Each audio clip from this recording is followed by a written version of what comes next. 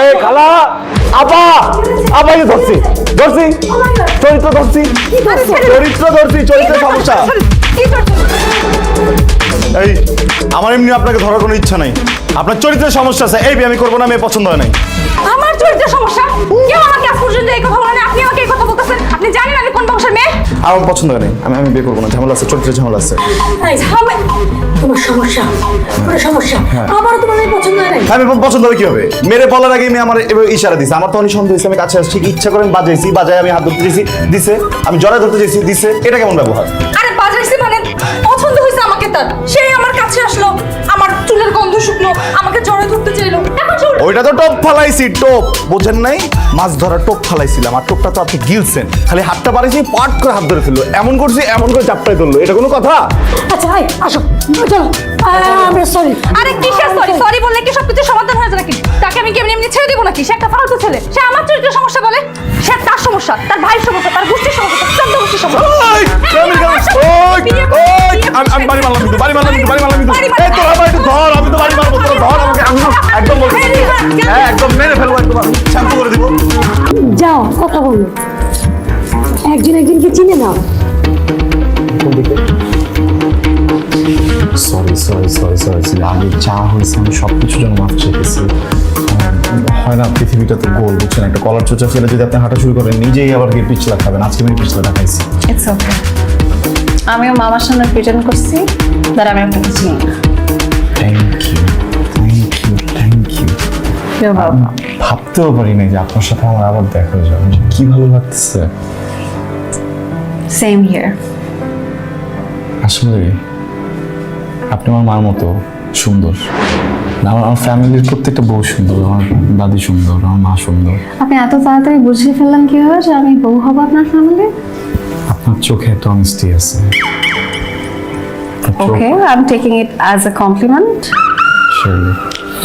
আচ্ছা, সুন্দর স্মেল আসতেছে। শ্যাম্পু আমি কি একটু স্মেল নিয়ে দেখতে পারি? You know my profession, right? আমার একটা ফ্যাসিনেশন আছে শ্যাম্পু। ওকে ফ্যান। এই ইয়েসটা কি একটা হাত দিয়ে হতে পারে, যেটা এত ভেজাল করছি? Wow, sure, why not? আচ্ছা একটা কাজ করি, হ্যাঁ আমরা একজন একজনের কে হাক করবো যখন আমার চোখ বন্ধ করে হাক। হ্যাঁ শিওর, আমি চোখটা বন্ধ করছি।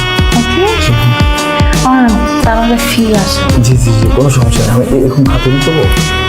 হ্যাঁ না ঠিক আছে, যেভাবে আছেন সেভাবে থাকেন। আপনি কিছু বলতেছেন নাকি? আমি আসতেছি না, খুব সুন্দর করে আমাকে এখানে কাটা ফুটাই দিচ্ছে, কামড় দিচ্ছে। মামা এটা তো কামড়ের দাগ না মামা, কিসের দাগ? এটা তো ঘুষির দাগ।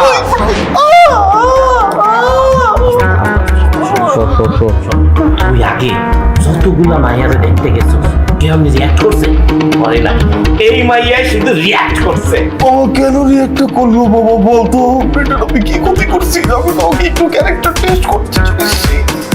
আমি এই মেয়েটা ভালো না, এই মেয়েটা পচা।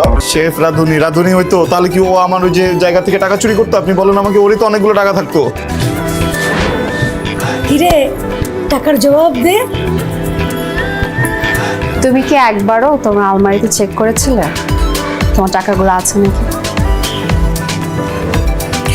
তুমি যখন আমাকে বলছিলে তুলার নিচে টাকা ছিল, আমি সবকিছু মিলিয়ে তোমাকে বোকা বানাচ্ছিলাম। আমি তো বোকাই, তাই না দোস্ত? আমি তো বোকা, ওর বয়ফ্রেন্ড গুলো হইতেছে সব চালাক, ক্লেভার। তুই একটু বোকা আছিস। ও শোনো, ওইটাও ছিল একটা জোক, আমার কোনো বয়ফ্রেন্ডই ছিল না। বাসর রাতে আমি তোমাকে টেস্ট করার জন্য বলেছিলাম যে আমার 20টা বয়ফ্রেন্ড ছিল, জাস্ট দেখার জন্য যে আমি যখন বলবো যে আমার বয়ফ্রেন্ড ছিল এতগুলো, তোমার রিয়াকশন কি হয়। ওই যে আমি দেখছিলাম না, আমার ওই যে তুই দেখছিলি না, ওই যে কালা না, ওরে নিয়ে তুমি ফ্ল্যাটে গেছিলা। এক লাইন বেশি বোঝার অভ্যাস, হুইচ ইজ ভেরি ব্যাড। শোনো, ওটা ছিল আমার এক্স স্টুডেন্ট। আমি যাকে রান্নার স্কুলে রান্না শেখাতাম, ওই ছেলেটা আমার স্কুলে রান্না শেখাতাম। আর আমি আমার প্রতিষ্ঠানের একটা উকিলের সাথে দেখা করতে যাচ্ছিলাম একটা কেস সলভ করার জন্য। তুমি তো কথাগুলো আমাকে একটু বুঝে বলতে পারতা। বলিনি, সেটার পেছনে একটা কারণ ছিল। কারণ ইউজুয়ালি দেখা যায় একটা একটা মেয়ে যখন বিয়ের পর কোনো চাকরি বা নতুন করে কোনো ব্যবসা শুরু করতে যায়, শ্বশুরবাড়ির লোকজন বা তার হাজবেন্ড প্রথমেই সেটা মেনে নিতে চায়। সো আমার প্ল্যান ছিল আমি সব কিছু গুছিয়ে দেন তোমাকে সারপ্রাইজ বা দেখো কি হলো, তুমি কিছু না জেনে না বুঝে আমাকে খামোখাই সন্দেহ করে আমার পিছনে লোক লাগে, অ্যান্ড রেজাল্ট কি হলো, আমার হাতে মায়ের খেলে। এবার যত কিছুই বলো না কেন, যতই তুমি আমাকে সন্দেহ করো, আর যতই আমি তোমার সাথে কুংফু ক্যারাটে করি না কেন, আমি কিন্তু সত্যি সত্যি তোমাকে ভালোবাসি। তোমার সাথে একটা লিগ্যাল কথা বলতে চাই, তুমি একটু সাইডে আসবা? মামা, আমি ওকে একটু সাইডে নিয়ে যাই। নিজের বউকে সাইডে নিতে কি পারমিশন লাগে?